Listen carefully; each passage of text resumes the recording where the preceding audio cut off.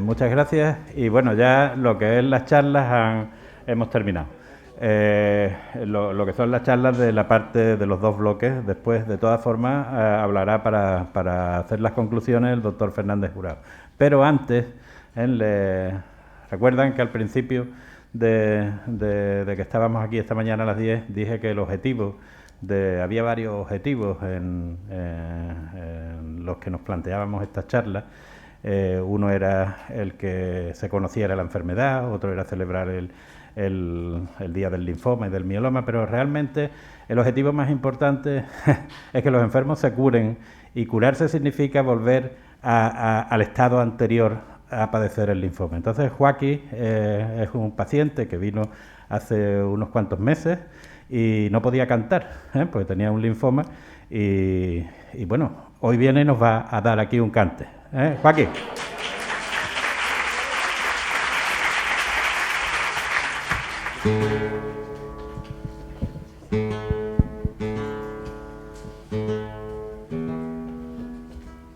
Bueno,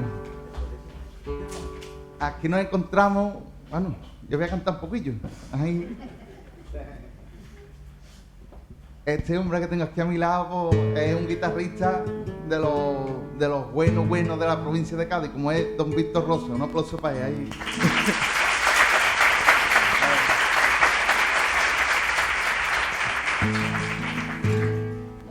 Y como estamos en Cádiz, vamos a cantar por alegría, ¿no? Ahí para todos ustedes. Esto va dedicado a todos ustedes con todo el cariño, pero en especial, y es poco, ¿no? ¿Verdad? Pero al doctor Gapote que se ha costado.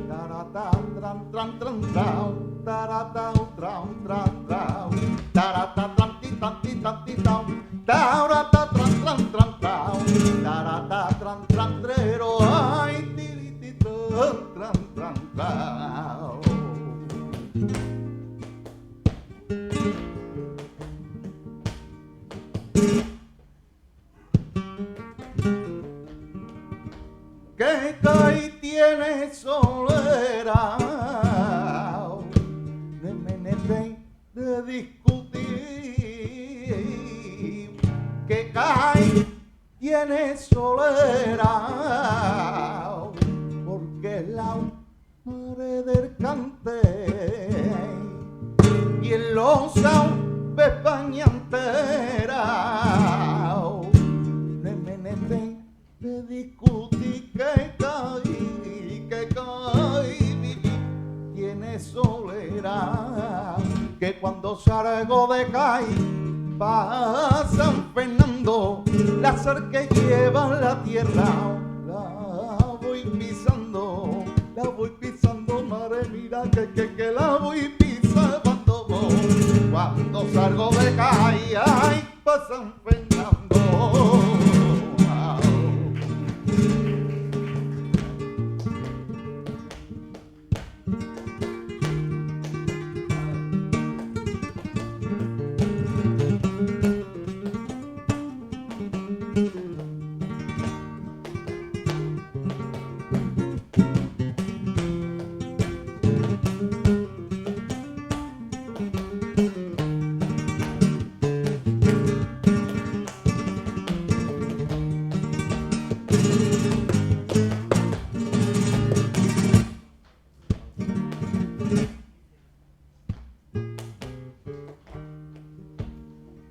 paran de llamarme,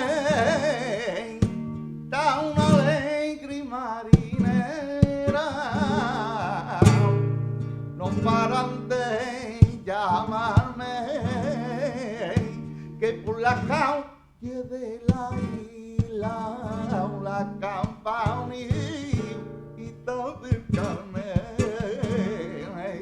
por la calle de la isla, la campanita del Carmen, postiones y bocao de San Fernando y un vino chiclanero para rociarlo. ¡Qué maravilla! Mira, prima, qué maravilla va. Que hasta San Pedro le gusta, ay, las cañadillas.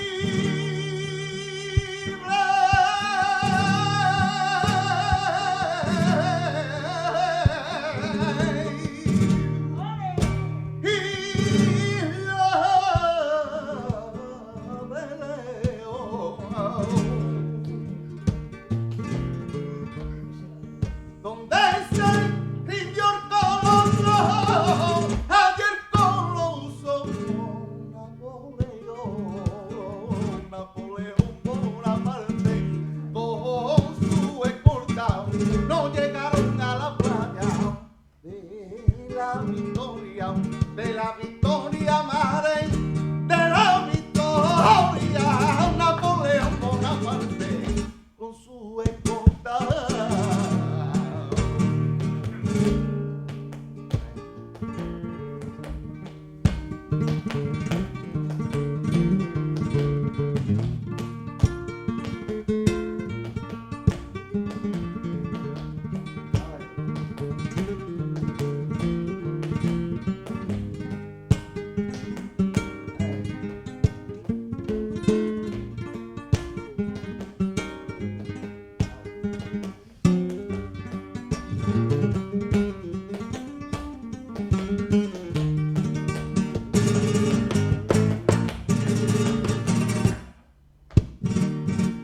La tarde, cuando pausa la tormenta,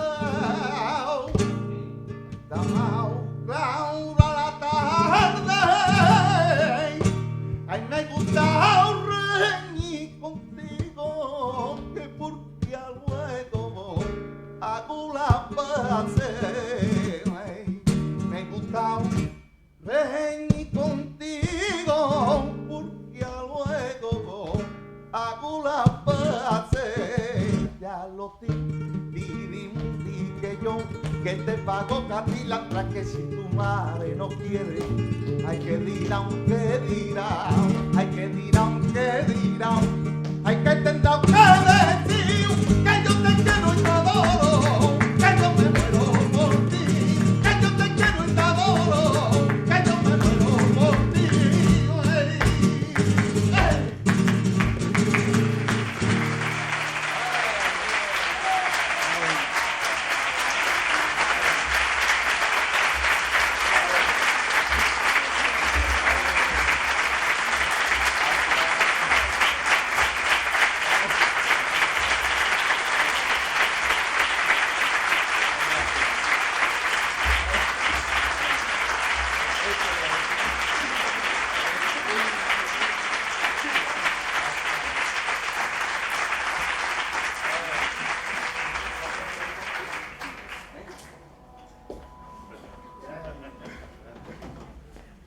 Bueno, Joaquín cantaba bien antes de venir aquí al tratamiento, ¿eh?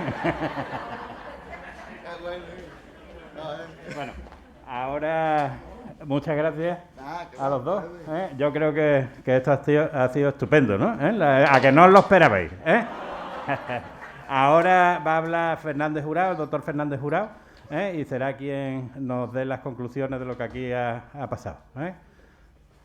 No, todo el tiempo que tú quieras.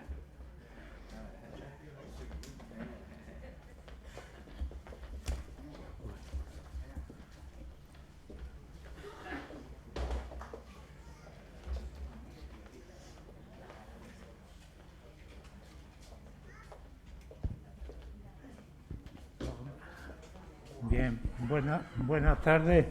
Me he quitado la chaqueta porque si no van a pensar ustedes que quién es el pija este que ha venido aquí a hablarnos. Yo, antes de decir nada y de referirme a las conclusiones, que es lo que se me pide, por supuesto que no les voy a repetir toda la historia que ya nos han dicho, ¿no? Pero voy a empezar por el final. Una conclusión finalista que dicen los modernos. Y mi conclusión finalista es que no puede haber mejor quimioterapia para un linfoma o un mieloma que terminar un acto como este cantando por alegría.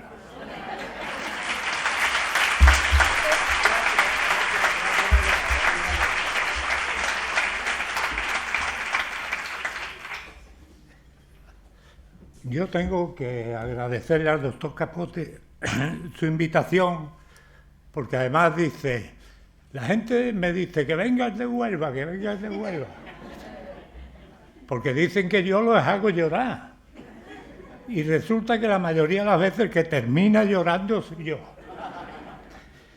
Será señal de viejo ya, pero es la realidad.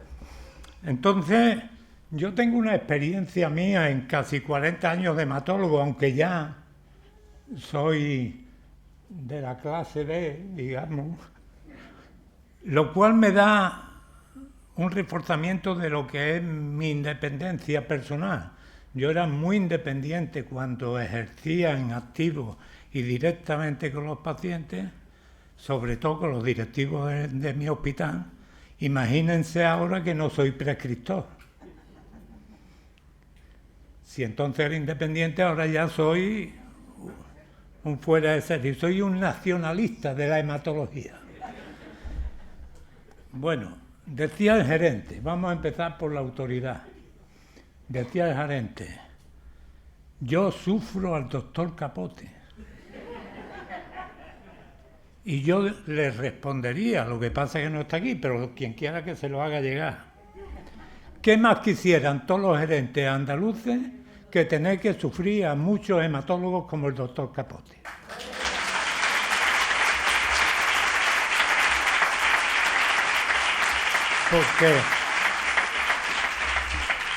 Porque yo, que tengo, como digo, una experiencia de 40 años,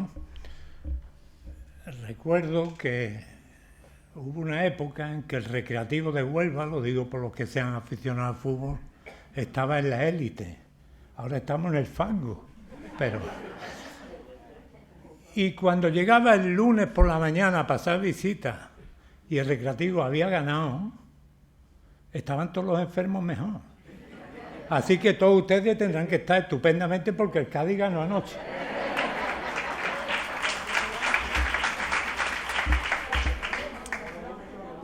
Y ya que hablo de fútbol, os diré una cosa. Yo venía mucho al Carranza, al Trofeo Carranza, pues tengo buenos amigos aquí en Cádiz, en San Fernando, y les voy a decir otra cosa. El gerente, ya lo hemos citado, no lo voy a repetir, pero si el gerente es aficionado al fútbol, que sepa que tiene en este hospital al Mágico González de la hematología andaluza.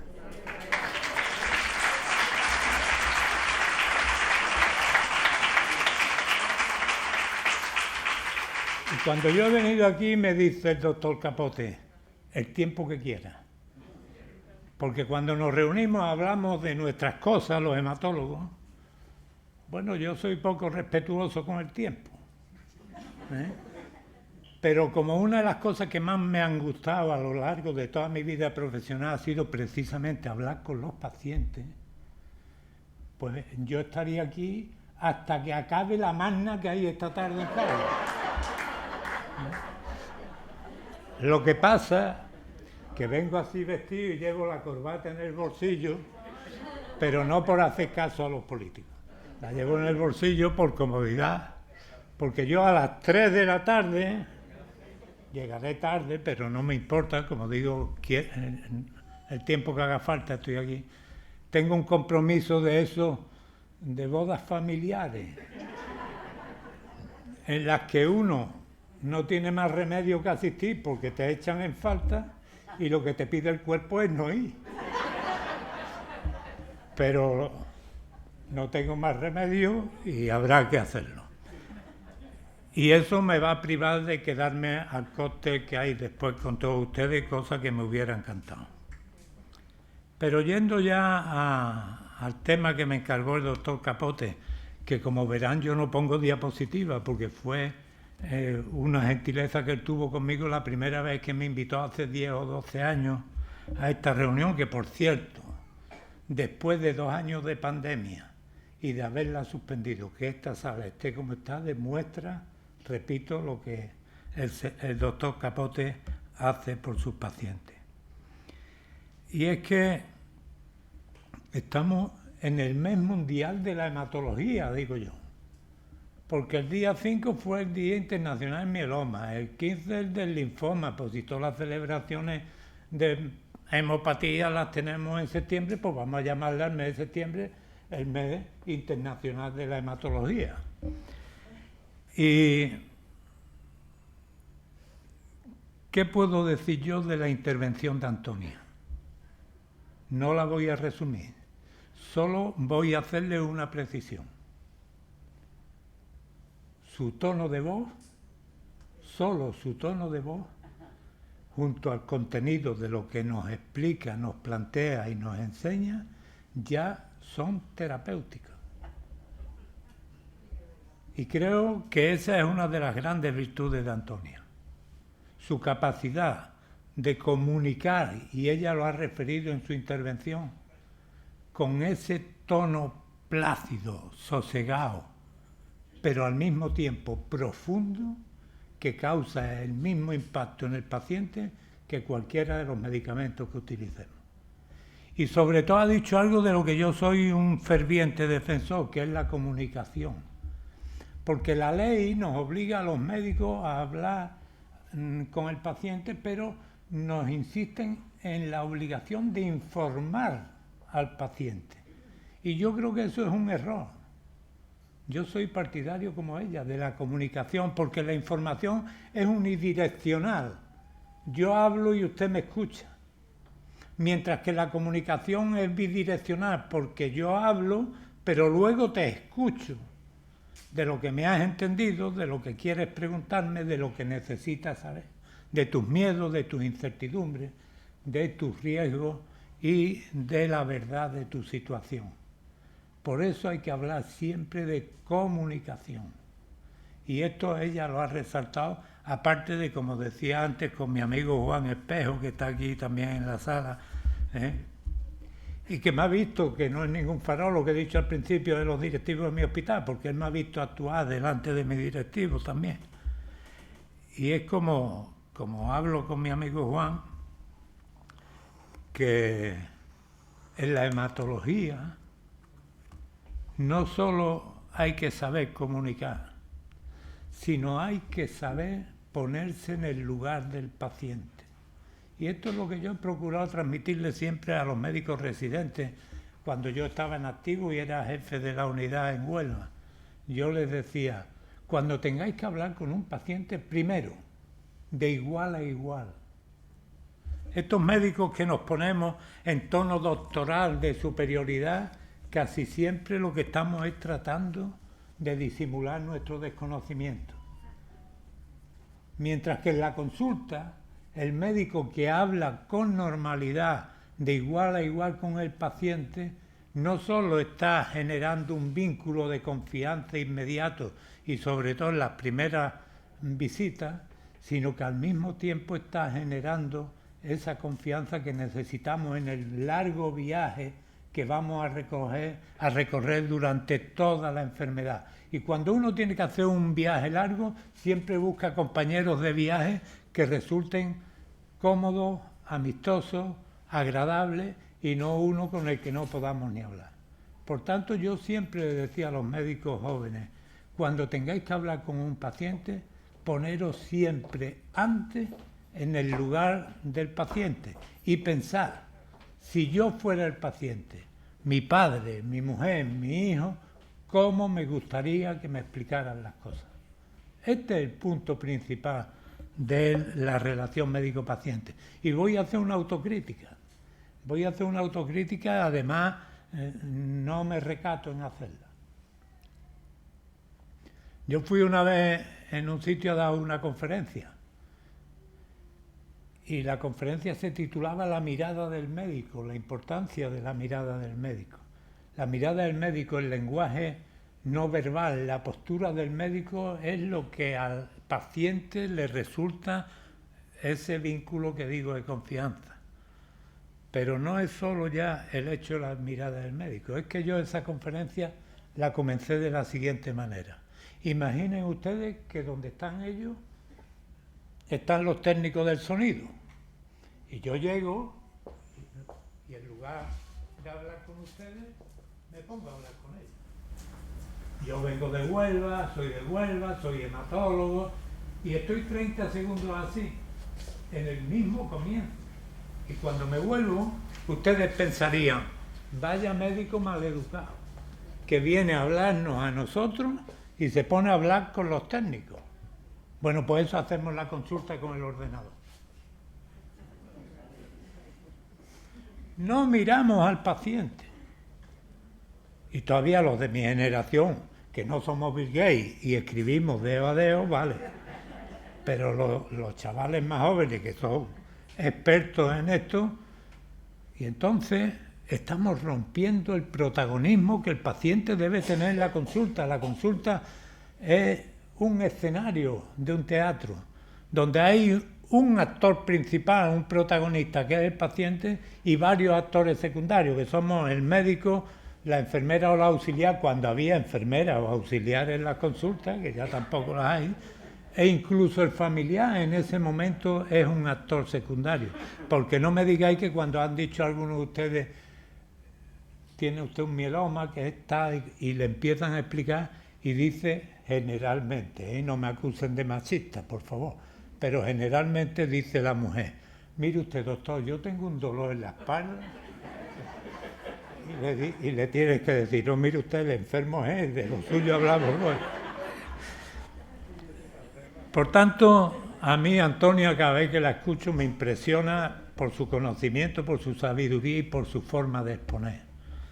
De Marco, el representante de AEAL, tengo que decirles que lo conocí hace muchos años, porque AEAL me ha invitado, gracias a Dios, muchas veces a sus reuniones, y yo le lanzo un reto que él lo ha señalado y lo cumple, y es que las asociaciones de pacientes tienen que ser la vanguardia de las reivindicaciones sanitarias, porque los médicos a veces nos falta la testosterona suficiente, en el caso de los hombres sobre todo, para enfrentarnos a nuestros jefes, a nuestros directivos. Y ellos, que participan, por ejemplo, él ha hablado de la Agencia Española de Medicamentos, en los IPT, en los informes de posicionamiento terapéutico, ahí tienen ellos una batalla, un campo de batalla tremendo, porque esos informes que se han modificado siguen sin rentabilizarse suficientemente, porque hay una visión muy economicista, y lo decía Capote, hijo, en su intervención, a la hora de determinar la posibilidad de uso de un medicamento. Y nos dicen los políticos, yo fui político en un tiempo, por tanto, cuando hablo de los políticos me incluyo. Hace ya muchos años, tenía yo un pelo precioso, pero...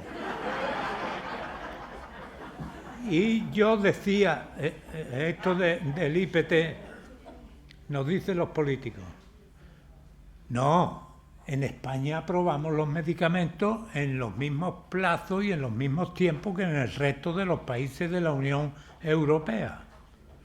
Está demostrado que tardamos casi 500 días en poder utilizar los medicamentos aprobados en otros países o en la Unión Europea, pero aquí nos dicen no, aprobamos al mismo tiempo, claro, pero no le ponemos precio de reembolso y o te vas a la privada o tienes mucho dinero, porque en la pública no nos dejan, y esto lo ha dicho clarísimamente el doctor Capote Jr.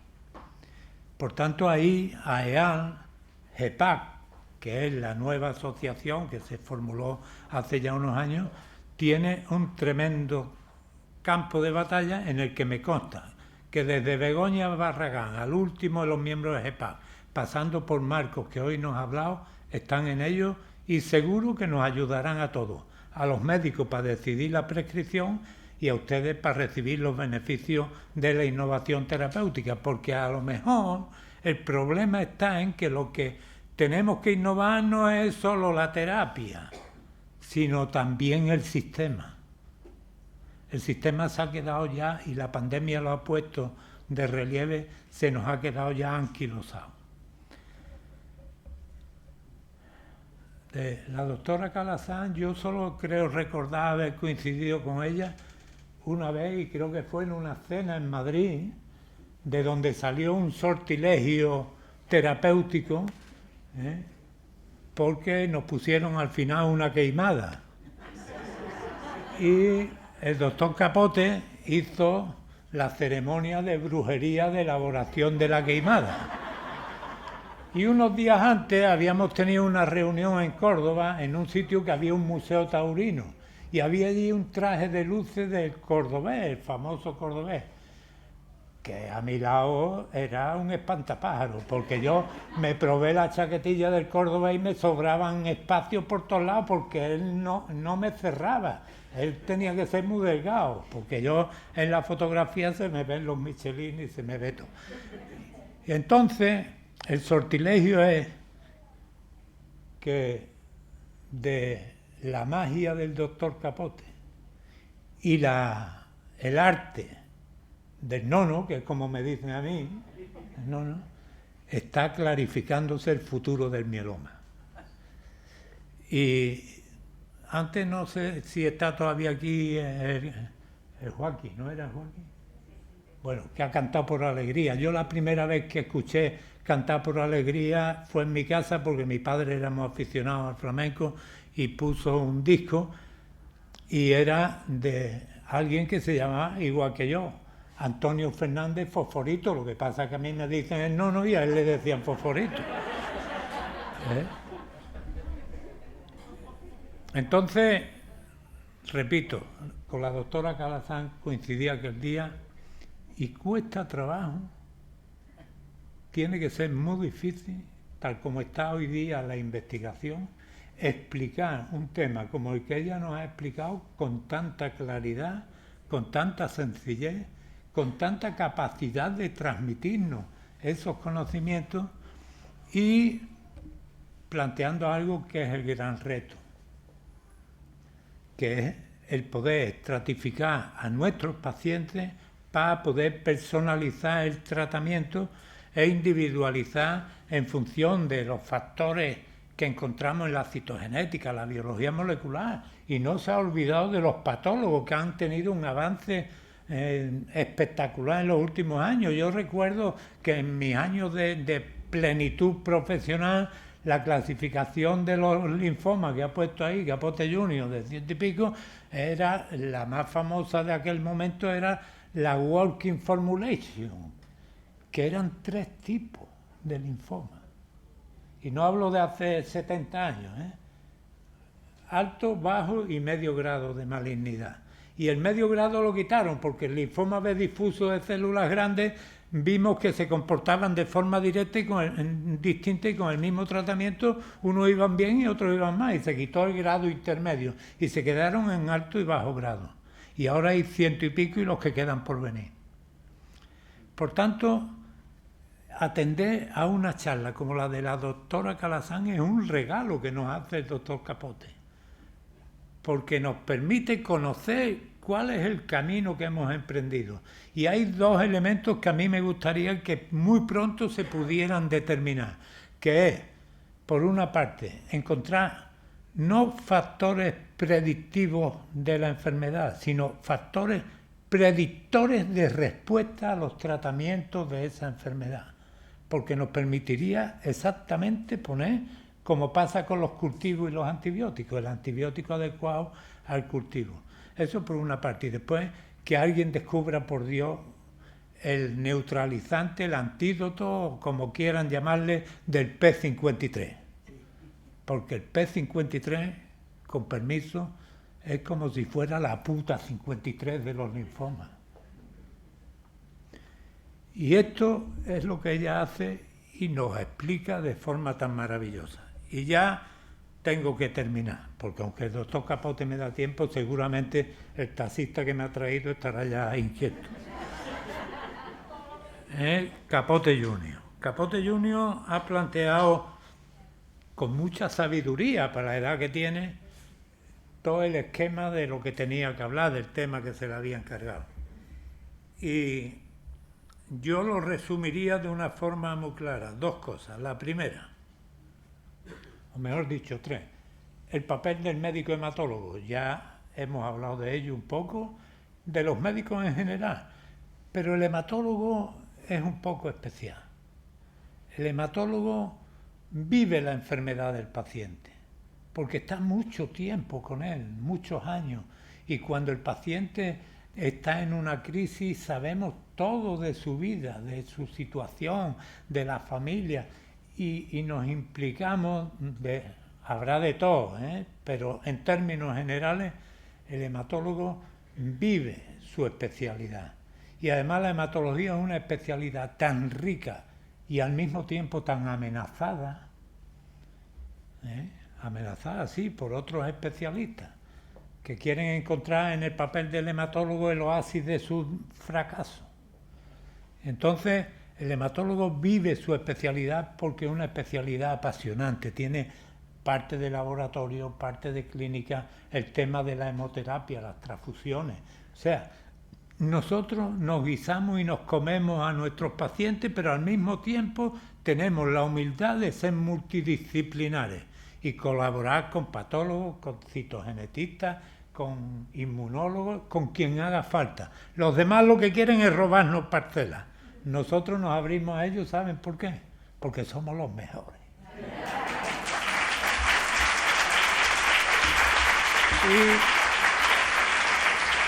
Y lo otro es respecto al rituximab, para que se hagan una idea de cómo hemos avanzado. El primer rituximab que se puso en Huelva lo puse yo. Y para colmo, el paciente era médico, tenía un linfoma. Lo metimos en la UCI para tenerlo monitorizado, premedicado, con los miedos, que si el ritmo tenía que ser tanto, había que pasar en 12 horas, y si tenía un escalofrío había que rebajar. Y el doctor Capote Núñez nos lo ha dicho, Junior lo ha dicho. Ahora se pone subcutáneo y para adelante. Y nos ha expresado las modalidades, y esta es mi tercera conclusión de su intervención, las modalidades diferentes de tratamiento en las dos grandes patologías que hoy estamos hablando. Bueno, pues el futuro, los cochecitos, que es como le decimos a algunos hematólogos a los CAR-T, los cochecitos, son un hallazgo espectacular. Más probablemente para los oncólogos y los tumores sólidos que para los hematólogos, pero los hematólogos hacemos inmunoterapia desde hace muchísimos años, desde principios de los años 80, cuando empezamos a hacer trasplantes halogénicos, que era una forma doméstica, digamos, de hacer inmunoterapia. Pero bueno, no voy a ser yo tan imbécil de negar el valor de los CAR-T, pero los CAR-T todavía están demasiado limitados por lo que requieren de logística y de preparación. Pero el futuro de todos estos procesos está en conseguir sinergias potentes con efectos adversos mínimos. Y los CAR-T, con los biespecíficos, con los anticuerpos monoclonales de toda índole, son el futuro. Las combinaciones siguen siendo necesarias. Y quieran o no quieran los políticos, como muy bien ha dicho Capote Junior, las combinaciones las tendrán que terminar aceptando. Como están teniendo que aceptar, y ya está claro, porque el Grupo Español de Mieloma es uno de los grandes motivos de satisfacción de este país, sanitariamente hablando, porque tiene impacto internacional todo lo que se plantea desde España, no tendrán más remedio que aceptar el principio de que el tratamiento mejor que se conozca en ese momento es el que hay que utilizar en primera línea. Los CAR-T son excepcionales, pero no pueden ser en tercera o cuarta línea, y como los CAR-T, los biespecíficos o lo que quiera que sea. Por tanto, estamos en un momento decisivo para el futuro de nuestros pacientes y para el futuro de nuestra especialidad y de nuestro ejercicio profesional.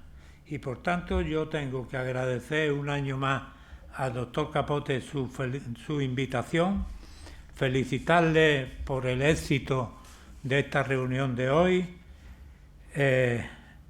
decirle que hay algo que a mí me resulta una definición casi exacta de lo que debe ser un buen hematólogo. Y es una frase que decía un psiquiatra que se llamaba William Osler, que decía: el buen médico es aquel que sabe tratar la enfermedad del paciente. El médico excelente es el que sabe tratar a la persona que padece la enfermedad. Y eso es lo que los hematólogos tenemos como referencia, y al menos yo siempre que puedo recuerdo esta frase. Repito, voy terminando porque yo soy de Huelva y si estuviéramos en el mes de agosto me podía acercar ahí al lado nadando a atravesar el Guadalquivir, está en Huelva. Y sin embargo tengo 2 horas y pico siempre que el puente del Centenario de Sevilla me permita pasar como Dios manda. Porque si te quedas atascado, resulta que a lo mejor llego a la boda cuando ya está embarazada la novia. Por tanto, insisto, mi felicitación y decirle que, y es mi último no piropo, porque no se trata de piropo, nos conocemos hace muchos años y tenemos confianza como para decirnos las verdades cara a cara, no se trata de piropear, que es algo, ya que nos han cantado alegría, voy a decirle algo que es de un fandango de Huelva, de Paco Toronjo, que era un cantador de fandango excepcional, que decía algo que no necesita hacer el doctor Capote nunca, porque va inherente a su personalidad y a lo que es su profesión. Decía: vas por la vida diciendo yo soy, porque no tienes quien te diga tú eres. Pues esa es una realidad de la personalidad profesional del doctor Capote. Y para que el taxista no termine de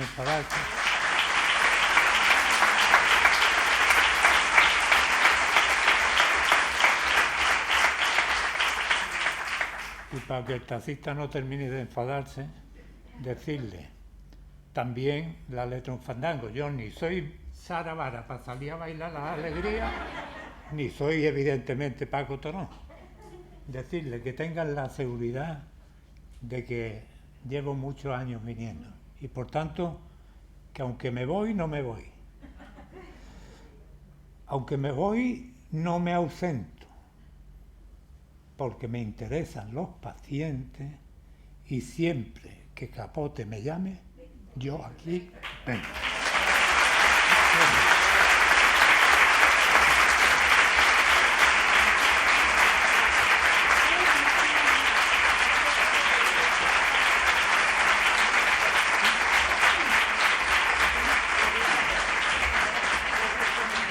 Bueno, yo, viendo la de piropo que me ha echado, le voy a tener que pagar el taxi. Bueno, ahora yo creo que ya hemos terminado, ¿no? Sí, yo creo que ya. Ahora nos iremos al...